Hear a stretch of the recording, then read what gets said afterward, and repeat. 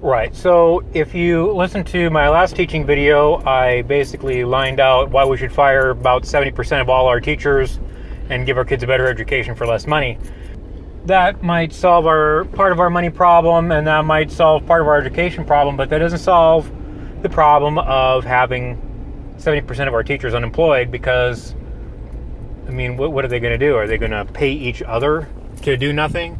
It doesn't make sense. So now that we solved part of the problem, now we need to go back and we need to solve this part of the problem that we created.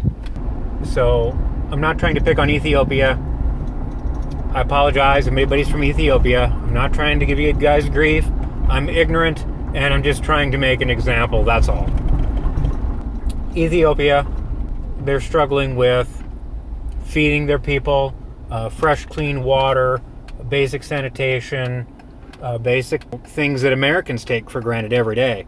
Running water, utilities, bathroom, electricity. What I'm suggesting is we take our teachers that are recently unemployed, sell them or rent them to Ethiopia. So instead of us just throwing money at them year after year after year and not making any difference, if we send $50 billion in aid over to Ethiopia every year, why don't we send $47 billion in aid and teachers that educate the population? That's going to give a lot of benefits. Number one, we're going to be sending less actual money.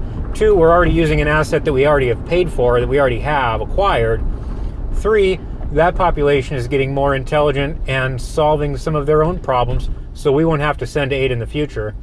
Number four, and this doesn't work in every country, but Palestine, for example. Some people aren't able to provide for their families, and so they go blow themselves up, and then the Palestinian Authority pays their families off. You're taking that aspect out of it, which reduces potential places where terrorism can start, or potential terrorists. And of course, because you squash so many jobs here in America, you can't come up with enough of those jobs in other countries. Over time, the number of teachers graduating every year will decrease, which is going to be counterbalanced by people reaching out and doing new technologies, new industries, and those particular focuses on education on college level classes are going to kind of make up that difference. So you're going to have less teachers, but you're going to have more graduates of other degrees, and I think will be more beneficial overall.